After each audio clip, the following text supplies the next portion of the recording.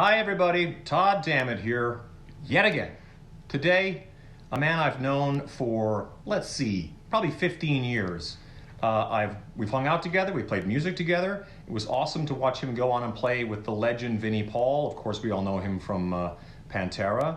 We lost him some years back, and we talk a great deal about that. We talk a great deal about Las Vegas. Chris is born and raised in Las Vegas, and a lot about Vinnie Paul and losing Vinnie Paul and all of those things. So please stick around. Don't forget to subscribe. Enjoy. Christian Brady.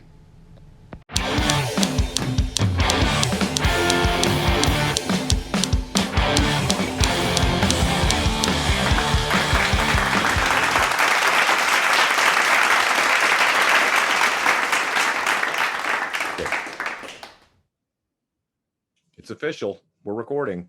All right. Yeah, exactly. And as I was just saying to you, it's kind of like I like to do these things so much more like, because people say it's an interview and I go, it's really just a chat, like literally a Zoom chat with a bra.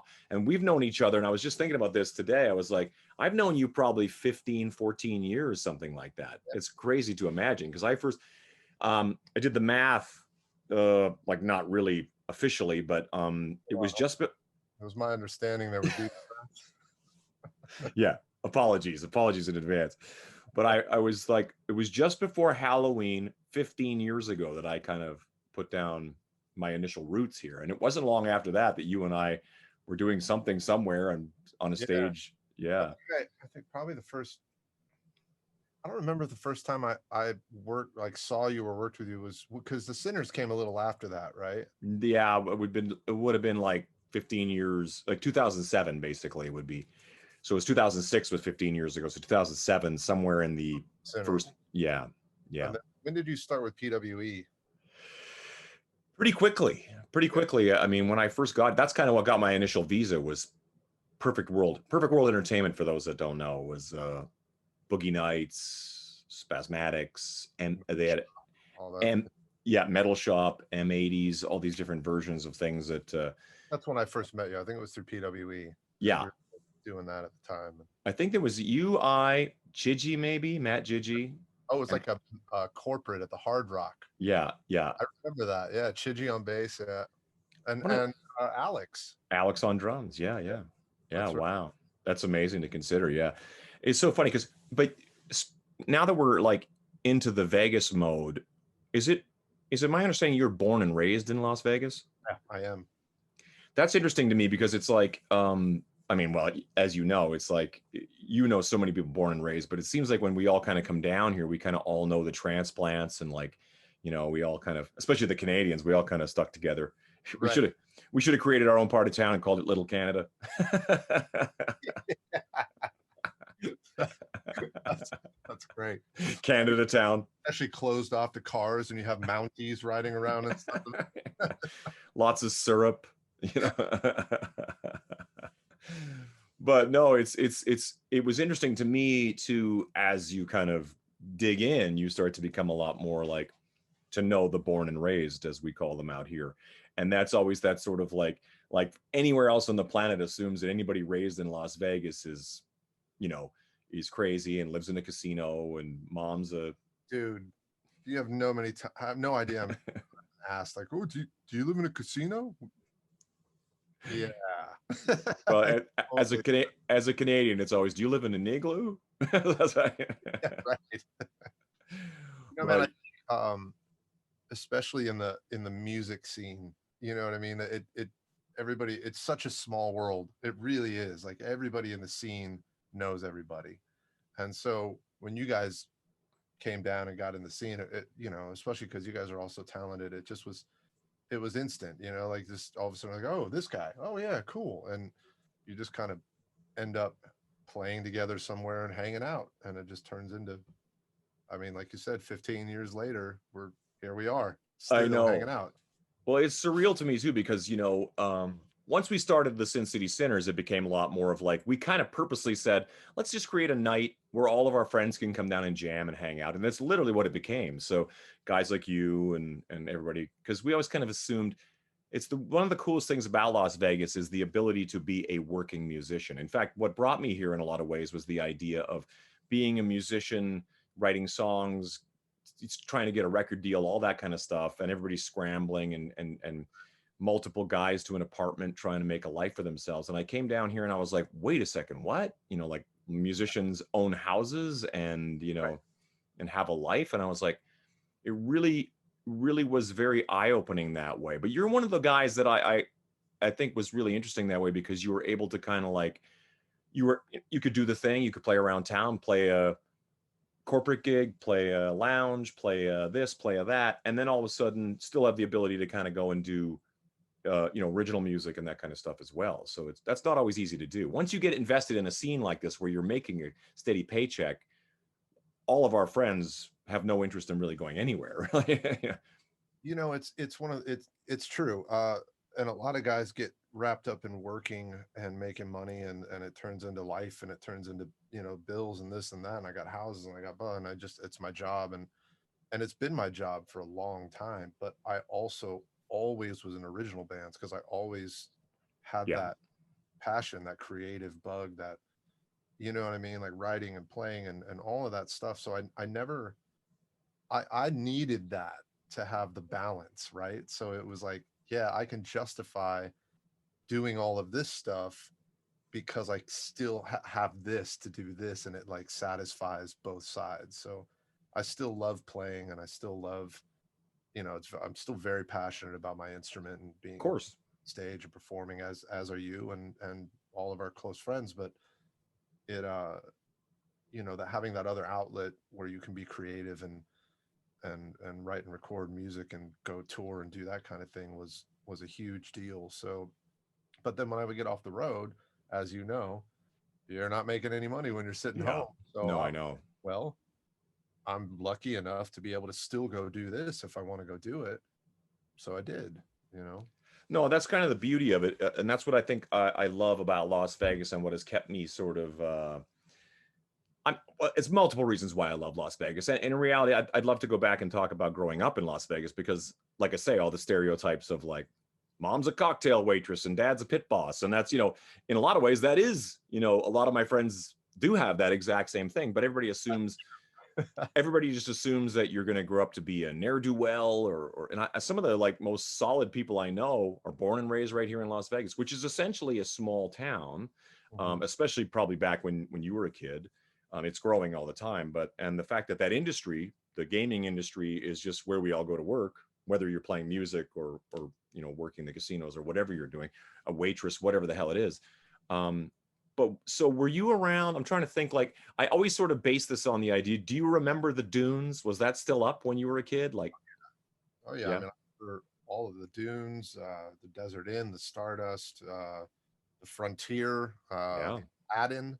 Hmm. Hell, I saw Steve Perry at the Aladdin on a solo tour when I was a teenager. Like I played Wow. tons of concerts all over the place, and yeah, all those places were still here. They hadn't started the demolitions yet. That wasn't, Right. Landmark was still here. The Sahara, the original Sahara. Hmm. I would when I was a kid, the Bally's was the MGM, and there was a huge fire in the 80s at the MGM, and that place got destroyed, and it was Right. bad. Yeah, it was a bad day, man. It was rough. I remember being a kid but seeing the news, and just it was an electrical fire, and so that Wow. place, they sold it, and Bally's bought it and built Bally's Casino, and Hmm. across the street, that MGM ended up buying that property and building the new MGM and all of that. But yeah, the town was very different back in the day. It's so surreal because I remember watching this Don Rickles documentary not that long ago, and there was I can't remember the lady's name, but one of the old school ladies, and she goes, back then you used to look out the back of Caesars and it was just desert, Yeah, and you and I know when you look out back of Caesars, it's city for miles and miles and miles. Yeah, dude, when I and was a kid, I grew up on Tropicana. I lived in a house just south of Tropicana and Jones, like on Jones, just south of Trop, and past that was desert. yeah, Like we used to go play, we used to go hang out in the desert. We used to go, whatever mischief we wanted to get into, right? But there was no Green Valley. There was no like Summerlin. There was, you know, it was. It wasn't even the 215 highway. No, You know what I mean? 215 didn't Yeah. exist. No. It was 95 and 15. Yeah. You know? And, yeah. And now we both live on this side, not far from where you're talking about. You and I, you know, live west and south of that. But it's funny to consider that there's a lot going on out here. And like 20 years ago, there was this, where I'm sitting right now was desert. You know, I mean, you too, probably. Yeah, it's insane how big this town has grown. Mm-hmm. Like to have seen it from being a kid to now you know, it was funny when they started demolishing the casinos and rebuilding, doing all this stuff. And back when I was a kid, none of that theme stuff was a thing. There was no New York with the Statue of Liberty, and the Paris with the Eiffel Tower, and all that kind of stuff didn't exist. Like Right. Casinos, and it was like old school Vegas casinos, nice places. And then all of that started coming in, and it was a little classier, I think, when I was a kid. That makes sense. It's certainly like when you look at the old films and stuff like that, you definitely get a different. Well, I mean, you know as well as I do, it's a different generation too. When you consider the fact that people used to put on suits to get on an airplane, you know, what I mean, it's the same when you looked at that old footage of the casino world too. It was like, you know, being in Vegas was a thing. You know, I mean, it's still a thing, obviously, but you can walk around in your cargo shorts and your "Who Farted" t-shirt or something. Yeah. Not back then. Well, and the town was run very differently back then too. So True. Yeah. it was a whole different thing. But yeah. so, I remember when I was a kid and we would go out because so my mom was a 21 dealer.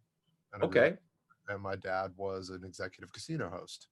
So what were they doing prior to that? Like what that brought them to Las Vegas? I mean, how did that all come about? My mom met my dad, you know, however many years ago, obviously what, 7 years ago or something like that. And she's from Australia. Oh, I didn't know that. Wow, your mom's Australian.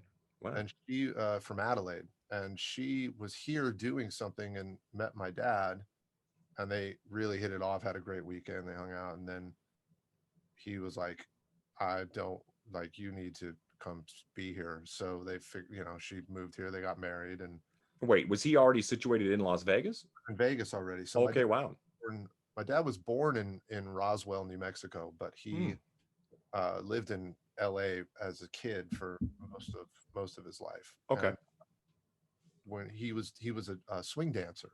So wow.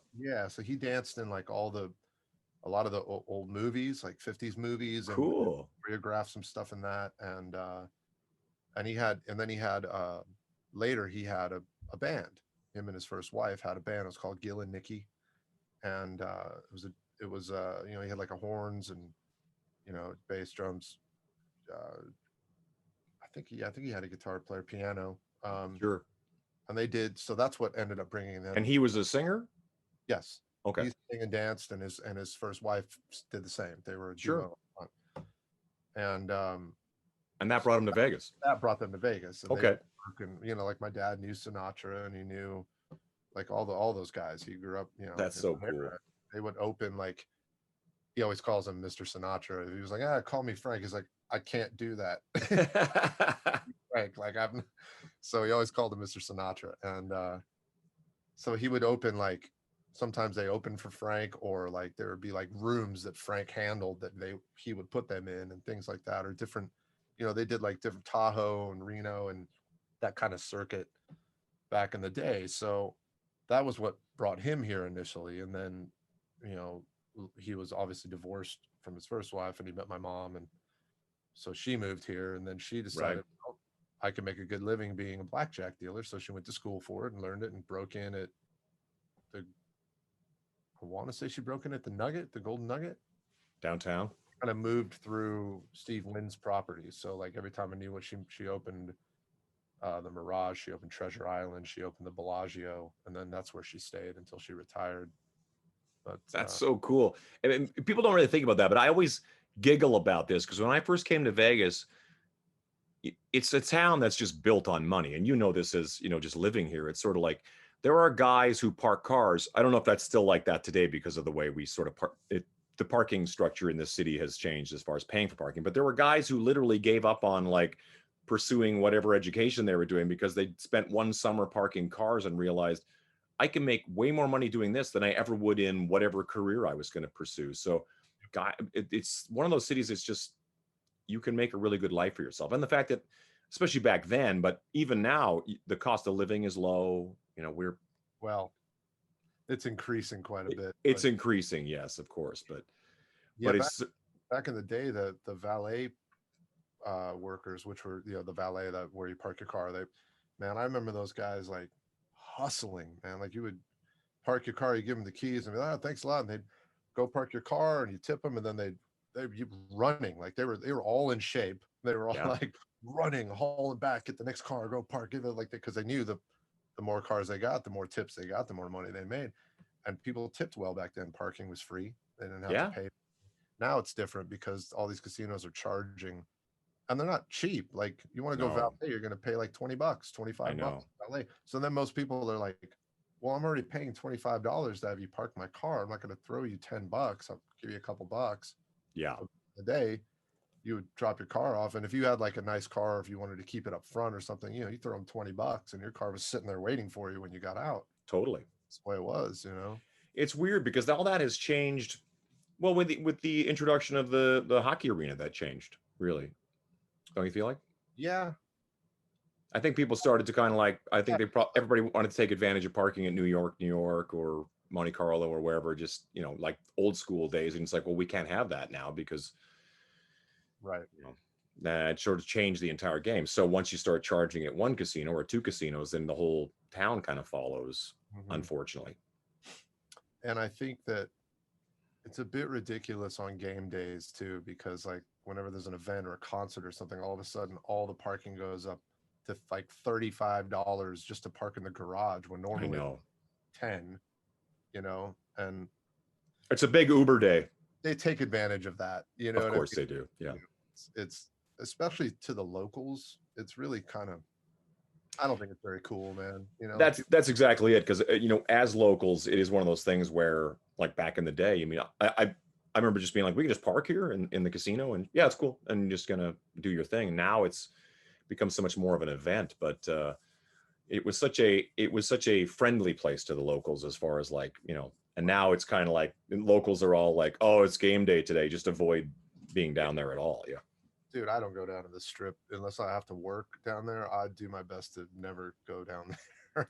That's what is always the funniest thing about, you know, people who don't know about Las Vegas. It's like, just the other day I was at a friend's place who, you know, has a condo just like behind the Aria, and I go, why would you want to live down here? It's just chaos. It's like, it just seems weird to me. But you know, the idea of condo living in like Manhattan or something like that, I get that. But in Vegas, it's just mental to assume you just are, you know, engulfed by tourism and everything else that goes on all day long.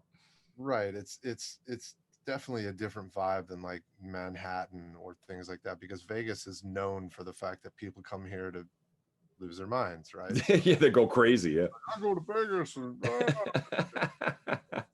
you know the old saying, what happens in Vegas stays. Yeah, exactly. On the internet, but yeah, people just come here and everything goes out the window. It's crazy. It's funny to watch. Like they literally land and they're like, I can do whatever I want, no consequences. I'm in Vegas, you know, and we're all just going, man, this is a shit show, right? I don't even want to deal with this. We're in like Manhattan.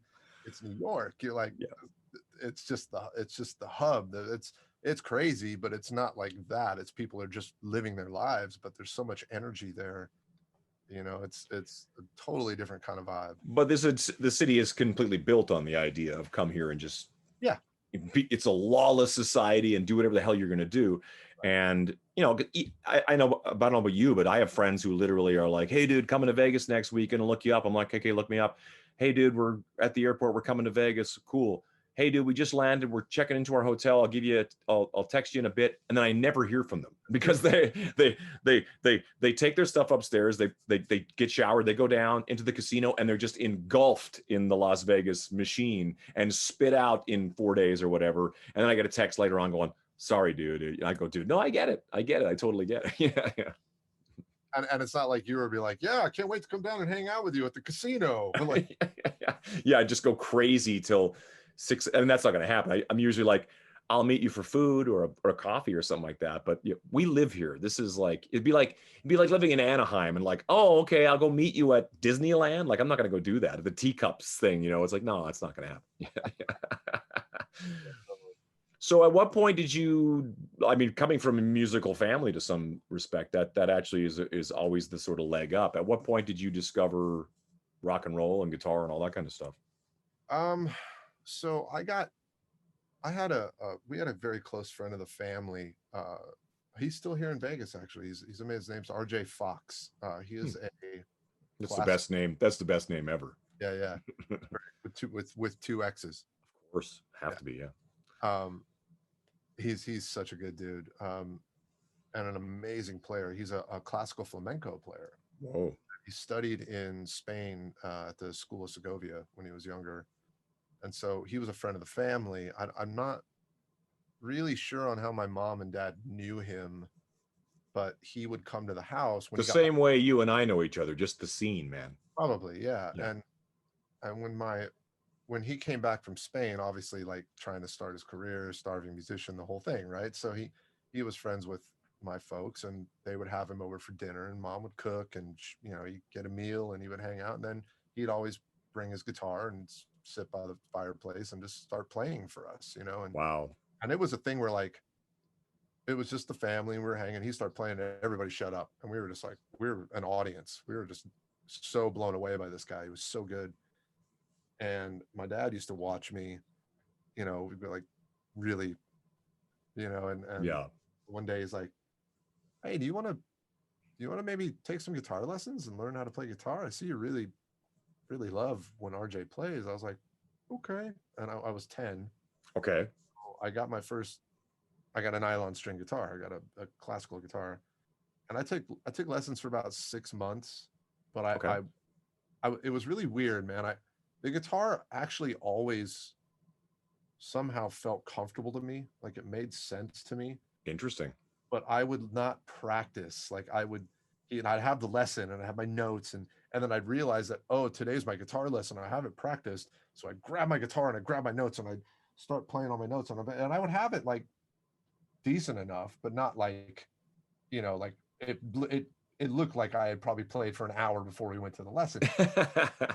And I wanted to go play football and basketball and baseball with my friends. And, we always, I was very into that when I was a kid too. So sure. Yeah.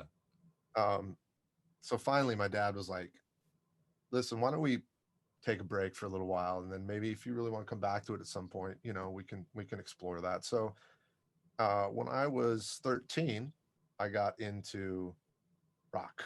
Right. I discovered Motley Crue and Van Halen and just the first 2 CDs that I got, for everybody that remembers Compact.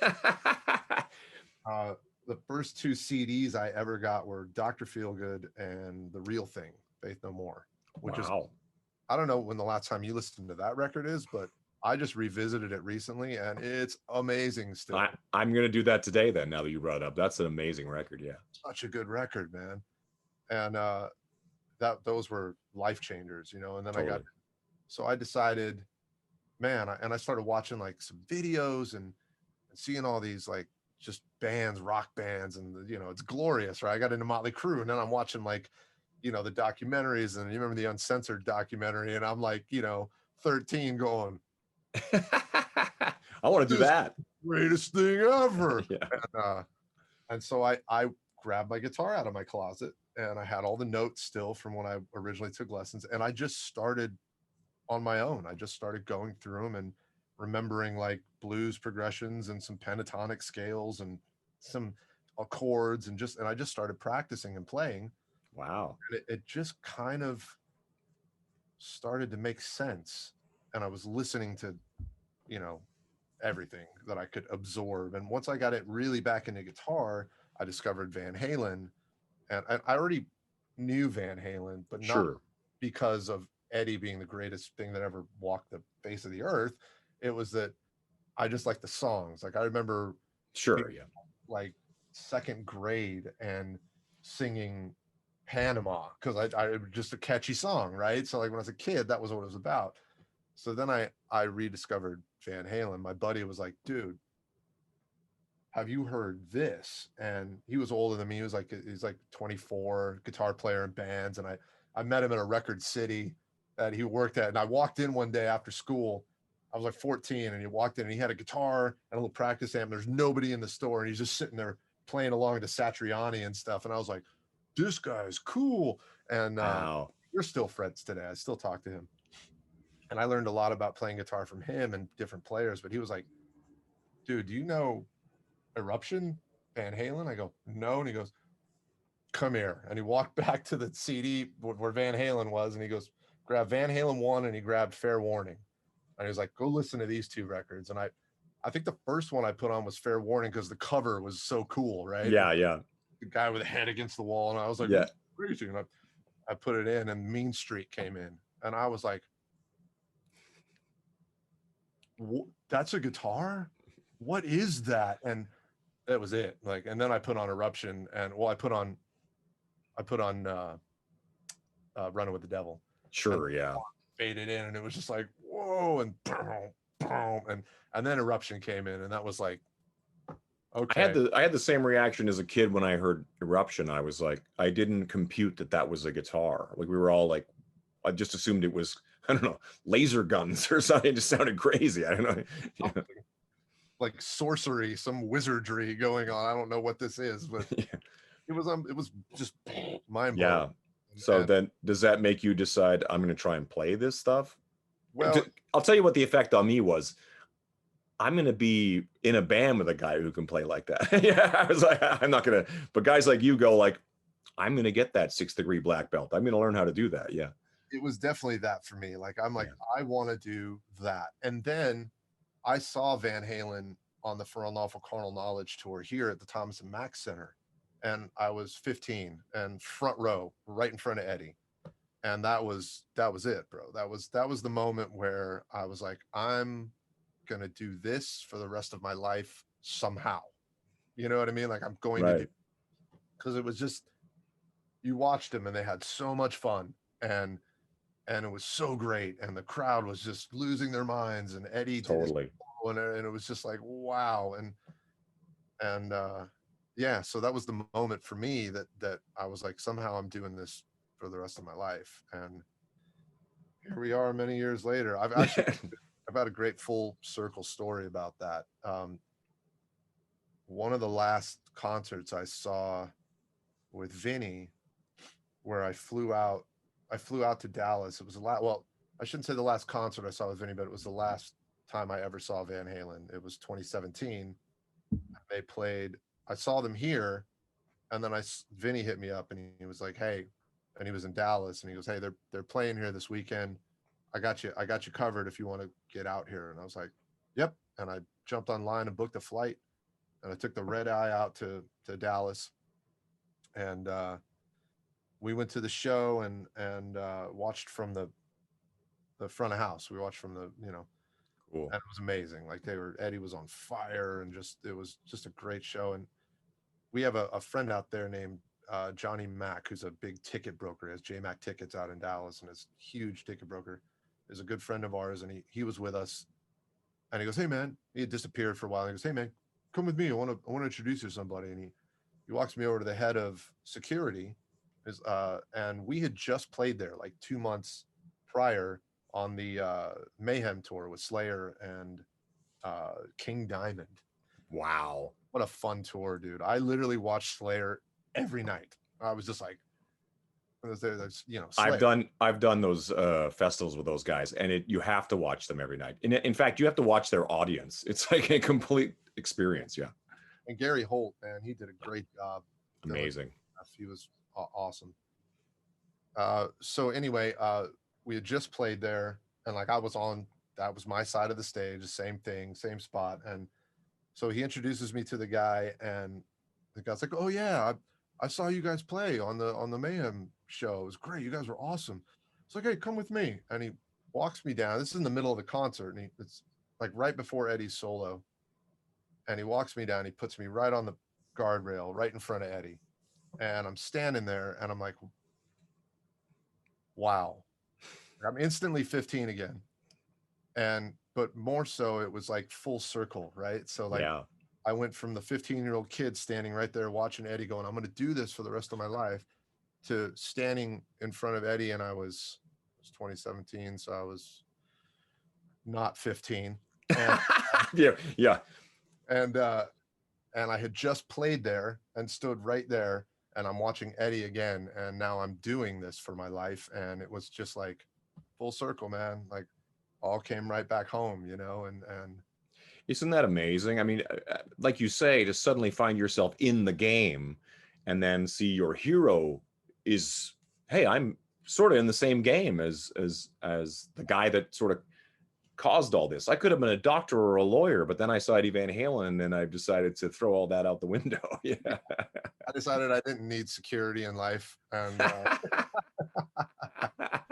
Speaking of that, is it at what point do you, like, when you start playing with guys, putting bands together, is it initially like, let's make our own songs and let's do all that kind of stuff? Or do you find yourself, because of Vegas and because of the infrastructure of this town, although back then I don't even know if like were bands playing 80s music in casinos and stuff like that, or playing rock Yep. and roll? It was really weird, man. There was a time when, and I know you know this because I'm sure you went through it, but like when I was a teenager, yeah, we would play covers in garage bands, just jamming, just to learn how to play together. Sure. You know? But yeah, we would write stuff, and you would have original bands. I've been playing original bands since I was 16, you know. Yeah. And I didn't start doing covers and playing out until I was like early 20, like 21. Right. A guy approached me about a gig at the old Boston Grill and Bar, which was like that was the spot back in the day. Where the hell's that? Or It was where on was that? Spring Mountain and Jones. And Spring Mountain Jones. that So was Spring Valley area? yeah. Okay. And all original bands played there. Like that was a spot. It was really cool. And at least I remember it being very cool. And they wanted to do a thing on a Monday night. They wanted to have a jam, like a jam night, and have a house band and then host the jam. And this guy I knew contacted me about doing that, and I had to learn some cover songs. And I was like, I don't really do that. Like I haven't really done it. I'll give it a shot. And I wasn't really into it at first. I was like, I don't want to, I just want to play in my bands and write, and but then I did it, and it was really fun, and it turned into a great night. We used to have a really busy killer jam night for a long time. And so that kind of started that. And then I started from that. Other guys were like, hey, do you want to do some covers in this band with me? And they worked, and I made a living doing that for a couple of years. And then I still had day jobs off and on until I was about 27. Right. The last one I had was when Sam Ash opened. I opened Sam Ash here. Oh, wow. I did that for about 8-9 months, and then I'm like, and then I got a gig with an 80s cover band here that worked. They were cool. Like everybody was still young, and everybody was like, it was the party. Like the gig was like packed with beautiful people, and just it was great. And then they had tons of corporate work, and then also it was a really great gig. And it was a band called Love Shack. Yeah, I remember Love Shack. Yeah. Yeah. And so I did that gig, and that was it. I was like, well, bye day job. And then from there, I just parlayed that into working, right? So it was like gigs. I started with PWE. I started all this stuff, and just keeping a calendar and just booking myself like crazy, all while still having an original band, right? Right. So I was in. So back then, though, there was this weird change in guitar playing and music that happened. It was in the, when the 90s came in, it was not cool to be a really good guitar player. Right. Yeah. Son of a, like I just spent my whole youth growing up learning how to play the guitar really well to be able to play in a band that I'm not allowed to play well on the guitar. So it was like this phase where if you wanted to be in a band that had any shot at success, you had to dumb it down. Yeah, you had to dumb down what you did. And So I did that for a little while, playing in bands that wrote like just rock stuff, like, hookier rock type stuff. In fact, Sean Flannery, I played in 2 original bands with Sean Flannery that he fronted, he sang in. Right, yeah. Race to Red, one was called Drawing Boxes. Sure. And after that, those disbanded, I joined Magnify. Sure, yeah. And that's about the time I think we started hanging out. I think so, yeah. That's a Zooter. Was that Mike, or was it both Zooters? Well, I took CJ's spot. CJ Zooter, yeah. Okay, so yeah, that makes sense. What a funny small scene, huh? Crazy. So fast forwarding, because I don't want to drag you through the mud of hanging out with Todd all afternoon, but yeah, but yeah, well, exactly. But it'd be better over coffee and in person. The funny thing is, we live like probably 2 miles apart, but we're doing this way so that it works this way. But so do you think Vinnie found you through Frankie Perez? Well, yes. Vinnie Paul, for those that don't know, Vinnie Paul. In a roundabout way. I met Vinnie through Doc Ellis. Sure. Doc and I did an acoustic night at the Dive Bar. You might remember it. It was a Tuesday night, and we used to do, basically they were like, hey, do you guys want to come down and play some tunes for drinks and a little bit of money? And we're like, it's a Tuesday, we got nothing going on. That sounds great. We'll have some drinks together. So we called it the Booze Brothers, and we just played whatever we wanted for about 3 hours at the Dive Bar, and they fed us booze. And so Vinnie came down one night with Bry Dog, and they walked in, sat down at one of the tables, and we're playing, and I'm like, okay, right. Pretty sure that's Vinnie Paul.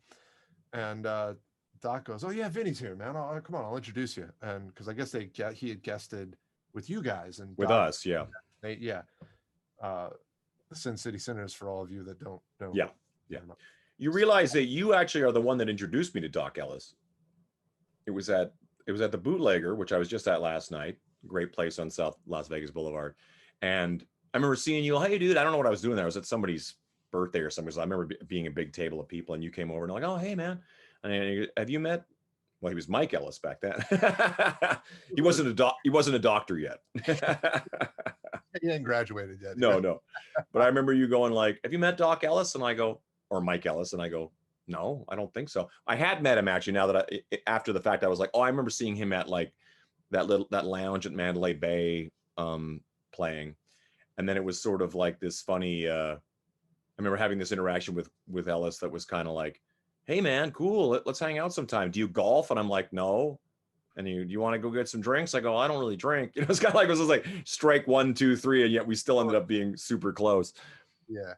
I mean, it's hard not to be close with that guy. He's dude, he's the best. Yeah. So basically Vinny's at the Dive Bar, which I think is a funny thing to imagine, that, a guy of his stature comes and hangs out in.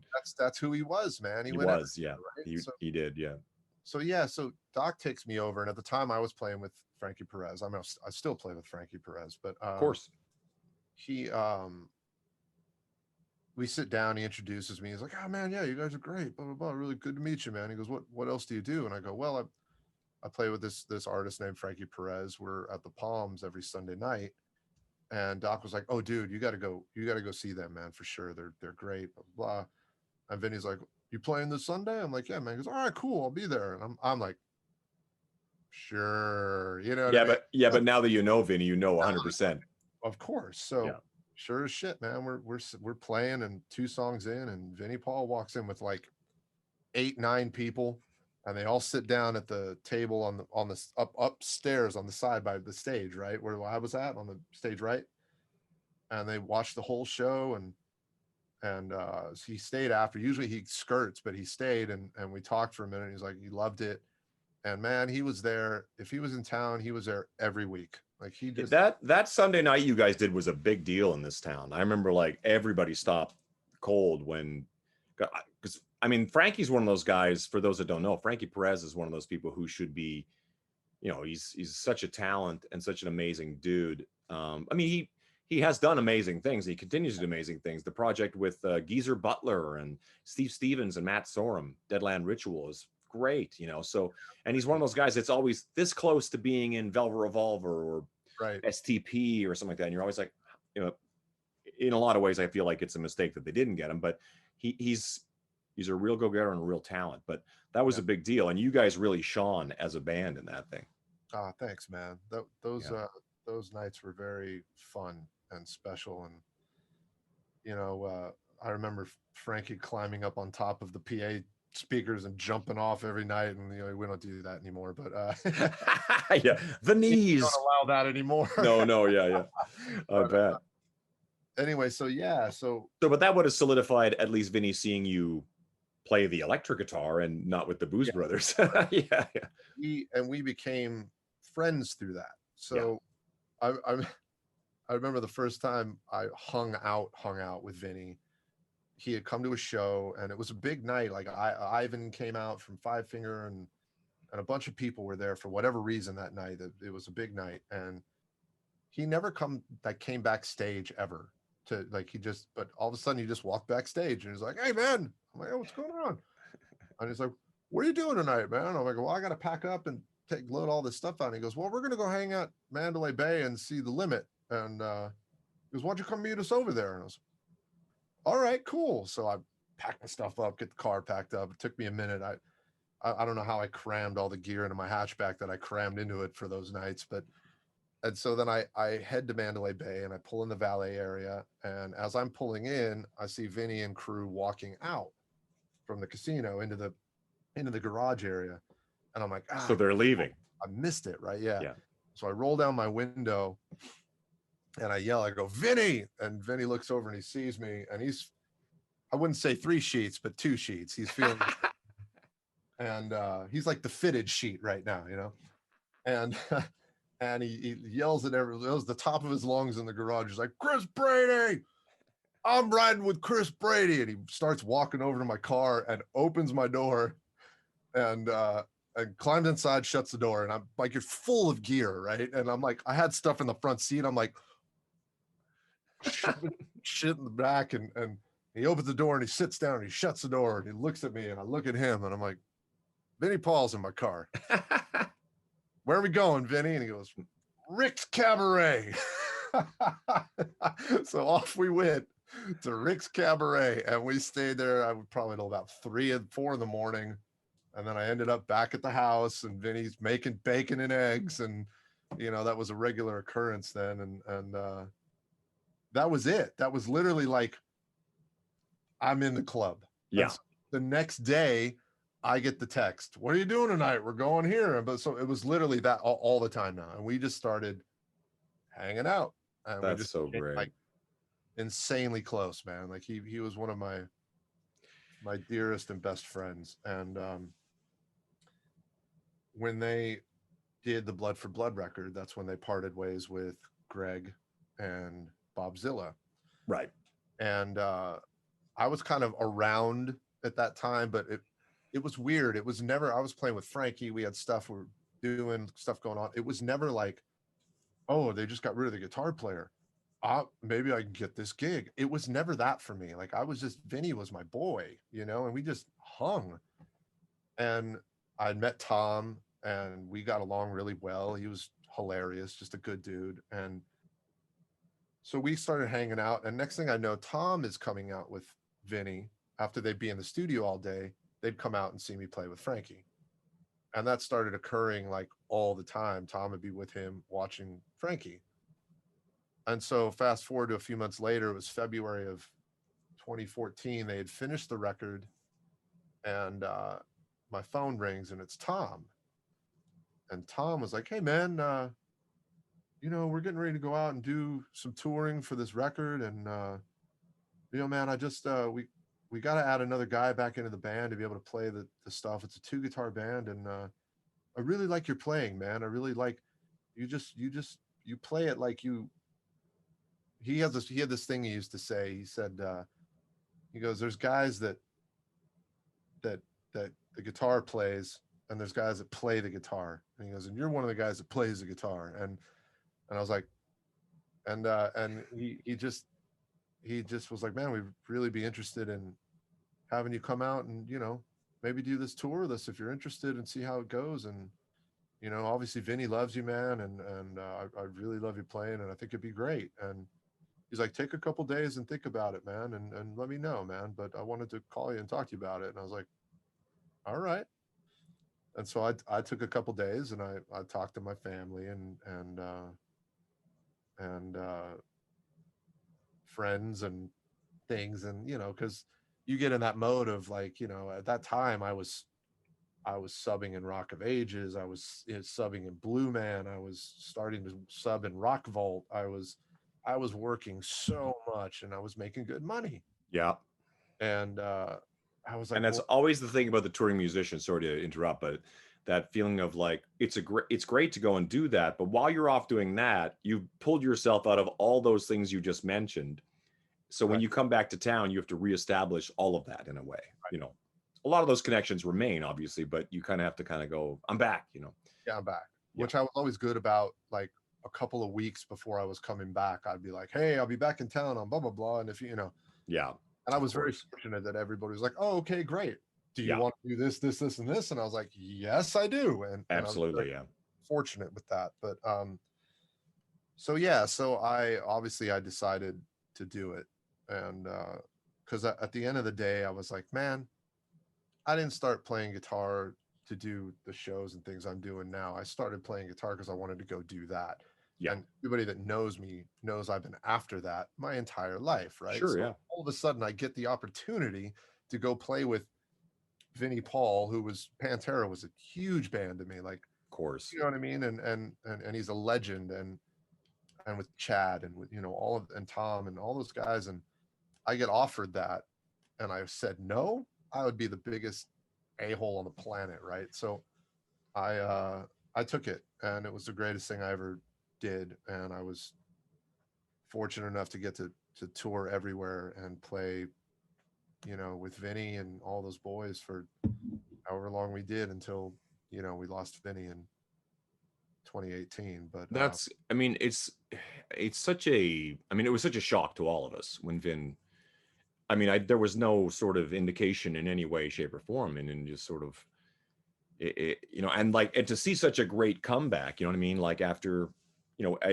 knowing Vin as well as I did, not nearly as well as you knew him, because I was you know, even though he was very, very, very gracious about like, you know, come hang out and this and that. You know, when you don't drink and you don't party and all that kind of stuff, you're sort of like, you know, you're just never going to get as close because it's, you know, I'm like, yeah, I'm kind of good. But, um, you know, just knowing that the scars that he was carrying from the loss of his brother, you know, that was something that was always not always evident. You know what I mean? Like, I wouldn't say that was something he just kind of like, hello, I'm Vin, and we just go right into that. But it was sort of, you know, you kind of always sort of felt that sort of loss.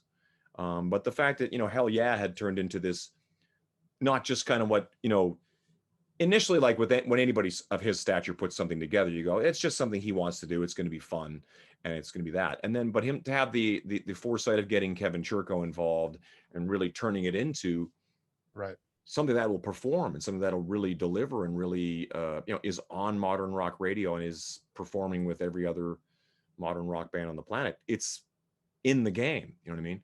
yeah, But to see that kind of like that building that whole thing up, and then just kind of when Vin was gone, it was just kind of like it was so hard for any of us to even kind of like what does that even mean? Like what how does that even happen? yeah. Terrifying. It was very hard, man. It was Yeah. one of the hardest moments of my life.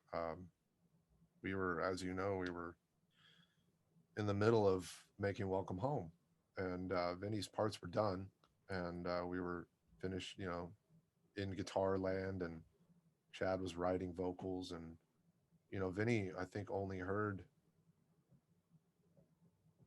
only heard 3 songs vocally before he passed, and he was just loved what was coming out. He was so stoked about the record. And you know, I don't know how a lot of people probably don't know the story, but the day before he passed, he was at my house in my studio, and we were working on what became the solo section of Oh My God. and it was totally something completely different at the time. And so we mocked up that solo section, and I had tracked like most of the solo. I didn't have the end finished, like finalized yet, but I had something going on that night, and I had to split. And we were in there about 4 hours, and it was great, man. And Vinny had never been to my house. Like everybody always went to Vinny's house, and he saw my little studio here, and he was like, "Oh man," because I didn't realize, man. You said you had a studio, but man, this is great. Like we could, work here, man. It's great. And he was so excited, and he left my house, and I was like, "I'll finish it up, and I'll send it to you tomorrow." And he's like, "Yeah, I can't wait to hear it, man. It's great. It's gonna be awesome." And it was really funny because Vinny is very old school, right? So he always like Kevin literally had to pull a CD burner out of the closet and burn Vinny CDs at the end of the day, right? He didn't want MP3s or would know what to do with them. He didn't. Yeah.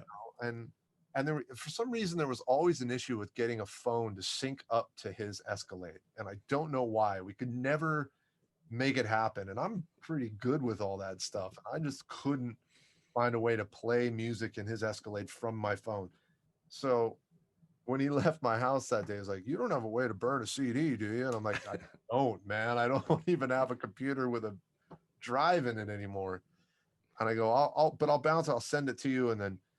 And so I sent him what we had, and I guess Brydog told me he was literally trying to like make it sync up all night because he was so stoked about it that he wanted to play it for everybody. He's telling about it and couldn't get his phone to sync up. He's like, "Damn it," and so yeah. So the next day,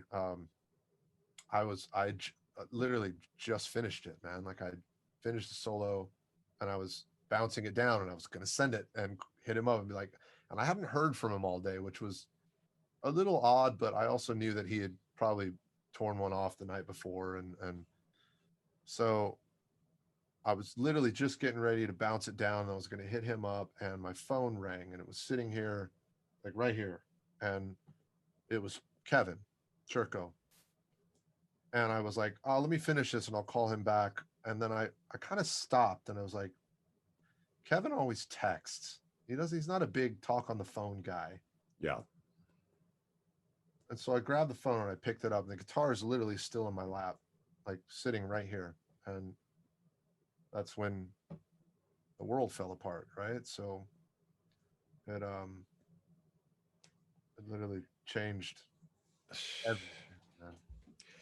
I can't I mean, imagine. Like, was there any sense of game plan beyond that? Like, I mean, does it just everything just stop? The only game plan that was immediate was that we had to put our brother to rest, right? Yeah. So, and then we took about a week or a couple weeks, and then we got on a call, and we were like, "Listen," and it was the band and Kevin, and we said, "Listen, we got to finish this record. It's Vinny's last work. He's on it. That's his drums. Yeah.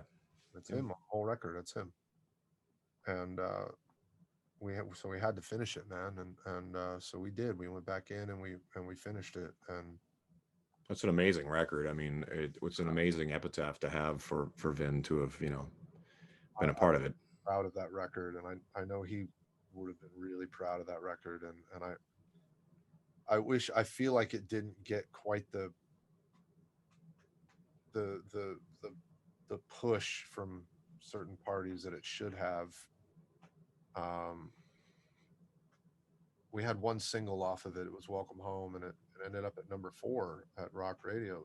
It did really well. And then for whatever reason, the second single never got put out, and then COVID hit. And then, we did those 2 Celebration of Life tours in 2019, and we were supposed to do another run April, May in 2020, and that obviously got canceled. And so that was kind of it. But we, even the tours we did, we didn't know what was going to happen after that. We just were like, we need to go do this and celebrate our boy. Right. And that's what it was meant to be. It was never like, we're back and we're doing this and blah blah blah. It's like we're gonna go tour and we're gonna do a celebration of life for our boy, and then we're gonna have to figure things out from there. Totally. Give me 2 seconds. I got to plug my thing in. There you go. What was I going to say?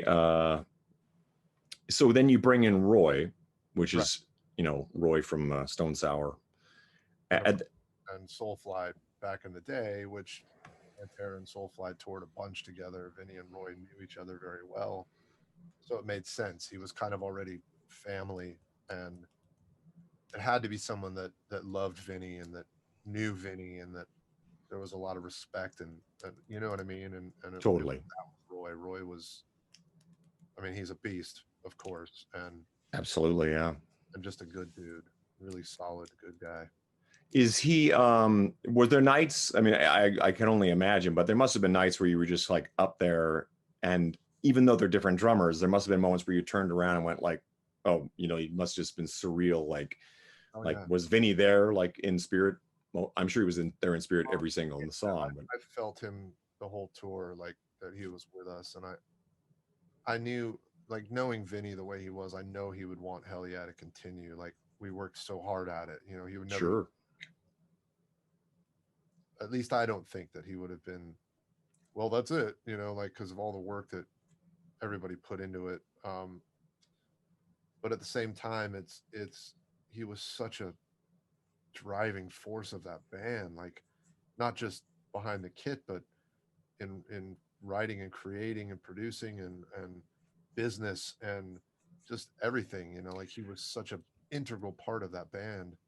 His energy alone, I mean, he's got that kind of energy that's kind of like that rally kind of like, let's do this, let's, and everybody goes kind of, okay, you know, I mean, he just seems like that kind of guy that would just be like, you know.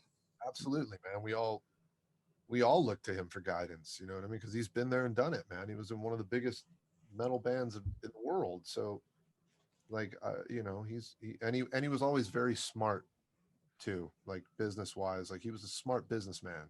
Sure. Yeah. He knew. So yeah, we always were like, what do you think, Vin? What should we do? And blah, blah, blah. And he was always like, yeah, we should do this and blah. And we were like, okay. And, you know, and so we looked to him for a lot, man. And not to mention just the fact that he was just our brother, you know. Of course. Yeah. He definitely was the kind of guy that would do anything for the people he cared about, for sure. You know, it's a testament to his character. Like, you know, usually after someone passes, he starts seeing people coming out talking this and that and saying some negative things, or some story comes out or some whatever, and I haven't seen one negative from anybody about not one, man. He was just such a good dude, you know. He was just such a good guy. He really was. Yeah, he really, you know, you always felt like it was like greeting an old friend because, you know, I wasn't like, we weren't in each other's pockets like when you're in a band together, but when I'd see him, it was always like that sort of like, and I just objectively living in Las Vegas, it's so funny that a guy like Vin can move here. He's not native to Las Vegas at all. He's a Texas guy. And then when he's gone, you just feel this giant sense of loss in the city and in the scene. You know what I mean? Like every time we do something, I think Vin would be here. Vin would be right over there, you know, in the VIP section, or actually wouldn't be in the VIP section. He'd be doing his thing. Right in the middle of at a table, right in front of the sound booth. That's where totally to be, man. He was like the unofficial mayor of the city. Like, he was the rock and roll mayor of the city. Everybody knew him and everybody was used to seeing him everywhere. And it was just, that was it, you know, and it's crazy. Yeah, it's crazy. He's a Dallas boy, but he actually enjoyed Vegas so much that he was here more than there. Yeah. Especially over the last 4 or 5 years. He loved to be out every night doing something, you know, and so he loved Vegas, man. Yeah, it's so funny because a lot of guys, you know, who've been around and you know, they're successful, they kind of head into a phase of just sort of like, you know, I think about myself. I assume I probably would have just eventually kind of got quiet and live in the country or something. I don't know. Right. Not Vin. He was like he had more energy than any of us. He was just Good to go. He did it, man. He couldn't sit still. He couldn't stay home. He wasn't the sit on the couch at home guy and watch some TV. He wasn't a Netflix and chill guy. You know what I mean? He was like, all right, we're gonna go see Carrot Top at 7 o'clock, and then the Limit's playing at Mandalay Bay at 10, and then we're blah, blah, blah. And it was like a whole night planned. And we'll end up, and it was that, man. And you come home at 3, 4 in the morning, and it was another awesome night. Another chapter. Yeah, man. And I appreciate that about him. I mean, there's sort of like that sense of like, he really lived his life the way he wanted to live it. And I suppose if there's any consolation, it's just sort of like he wouldn't have changed one iota of that, except for the tragedies that sort of befell him. But the way he lived his life would have been, he lived it to the end. Lived it the way he wanted to, man. For better or worse, right? He lived it the way he wanted to, and there's something to be said for that. But I think also after losing Dime, he always used to say, he was like, when you lose someone like that, he wouldn't talk about Dime a lot, but he would talk about him. And some late nights when you've had some drinks and you were hanging, and it, like if it was just he and I, and he would start talking about him a little bit, and I would just listen, and I'd ask a couple questions and stuff, but I never felt like I wanted to bring it up to him. It was just always like when he decided to offer it. And so out of respect, but he always used to say that when you lose someone like that kind of presence, you have to live for two. Right. And he kind of took that role on, because Dime was that guy. When Dime was alive, he was the buy everybody a round of drinks in the building because this place sucks right now, and everybody do a black tooth grin, and then the party would start. He was right. So when Dime passed, Vinnie kind of became that. He kind of inherited that role, and he just took it on for his brother, man. And it was like, now he's living for two, and yeah, he lived his life the way he wanted, man. And well, it's fucking mind-blowing that they're both gone. It's just like, what a terrible loss in every sense of the word. Musically, musically alone, like, if I just want to talk selfishly as a fan, it's like, man, that's just heartbreaking. But like you say, I mean, the consolation, Vin always had a smile on his face. I never saw him in a bad mood. He always was like having a great time, and we should all be so lucky. You know what I mean? Like, we should all be so lucky. That's true, man. He lived his life for that. He lived his life for that, and to make sure his friends had a good time. That's for sure. Yeah, he was the most amazing host. He was amazing. Yeah. He'd be out till 3 a.m, hammered, and wake up at 9 a.m. on Sunday and start cooking food for Sunday Fun Day, and have 60, 70, 100 people over at his house, and he had a spread for everybody, and it was, it's just the way he was, man. So amazing. So amazing. So what does the future hold as far as Hell Yeah goes? I know COVID really kicked everybody in the balls, but yeah. Chad's doing Mudvayne. Yes, I heard that he's back doing that. Yeah. Which I'm assuming that'll keep him probably busy for a minute, at least through next year, doing touring stuff. Sure. I don't know what their plans are as far as if they're going to do an album or anything like that. I don't know. I mean, I do. Chad actually lives here in Vegas now. Oh, he does. I didn't even know that. Wow. He moved out here recently. We talk often, but we just don't necessarily talk that. Shop. Yeah. But we do talk Hell Yeah sometimes, and we're all in contact. And Tom's actually been writing a bunch, man. He sent some ideas out, and they're really cool, and kind of sparking that in me again, and Chad, and so we're talking about doing some writing, and that's exciting. Yeah, I don't know yet what it'll turn into, but I know that we're not done. Like, none of us have said, yeah, Hell Yeah is done. Right. A lot of people probably assume that, like, Chad's back with Mudvayne, Hell Yeah is done, but we've never ever said that to each other or publicly at all. Like, Hell Yeah is not done. We're just not sure what Hell Yeah is going to be moving forward. But because right now we have no label, we have no management, we cleaned house, we're free and clear. And that's not a bad thing, though. No, it's very exciting, man, because now we hold all the All the cards. Control, yeah. A lot of cards, man. We're in control, and so we can write whatever we want. We can release a couple of songs at a time, or we, write a song out every 6 weeks if we want. And if there's a demand for us to tour and it financially makes sense, then I'm sure at some point we'll find a way to do that. As you know, touring is expensive. Yeah. And also, I'm sure, as you know, money is down right now. Like, the money, the guarantees for shows and stuff like that is down after COVID. Yeah. It's kooky. Yeah. Money back.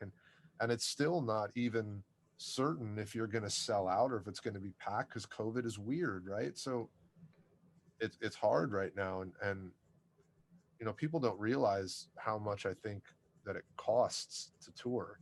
You're right. It's always funny because every time we put a tour together, people all complain about why we're not going to their neck of the woods. And I'm always like, first of all, I'm not a booking agent, but so there's a million reasons why the promoter in that area didn't drop the ball or whatever. But the idea of actually getting a group of people, which is the 5 guys in the band, into a bus, but then the infrastructure that carries that thing around and all that stuff, and it's a massive undertaking. And and currently, as you say, the way things are going, it hasn't been really an enticing or friendly way to encourage anybody to go do it, because it's just tough. Yeah.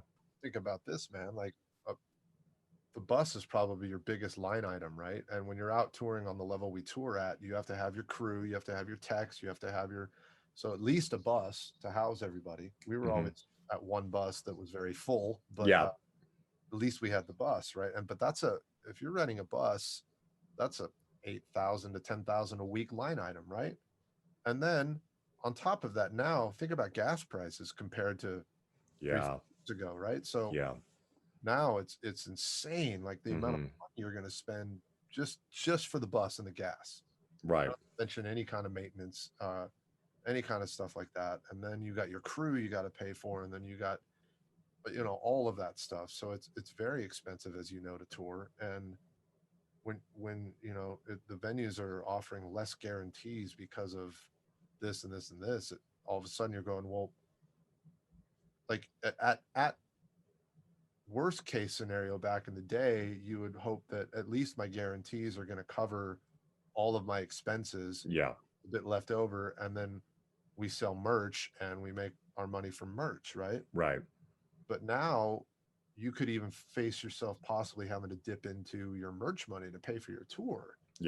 Nobody wants to do that, like, because you have to make money. This is what we do. This is this is how we pay our bills. And I think if people have that misconception that we're all like really rich rock stars because, well, we have songs on the radio and we play, that's not the case. No, man. It's tour to tour, and you get paid at the end of your tour, and you've got money to live for a while, and then you go back on tour, and then you get and then so it's the you bring up an interesting thing. A lot of people don't understand how that the nuts and bolts of the whole thing kind of work, but it's not easy, and that's why so many bands. Whatever happened to that band? They were great. 5 years they were rocking, and then they just vanished. It's because this thing, it just tough to keep kind of going, especially if you have a record or two that don't quite connect the way that big one did, and then it's just sort of it's over. Exactly. But I really appreciate you taking the time, brother. I really feel like I wish we would have had more time to to do this in person, to really catch up on everything. It's so crazy how everything that happened with Vin just sort of happened so fast and just so like, what? And then like you said, then all of a sudden it just feels like then you're putting out a record that is really exciting, and then it's COVID, and here we are. It's just so bananas, If you think about it, we didn't really see anybody for almost a year, right? That's exactly it. Oh, I'm not going out. I gotta stay in my house. I gotta, I know. That's a whole other thing to get into. Right? I know, exactly. We don't want to talk about that nonsense. But I love you, and I really look forward to. We just played Van Halen songs last couple weeks ago or something together, so that was fun. But we'll do something again soon, hopefully. And also, we're around the corner from each other, so exactly. Let's hang. There's a coffee shop somewhere. We'll find a reason to hang out.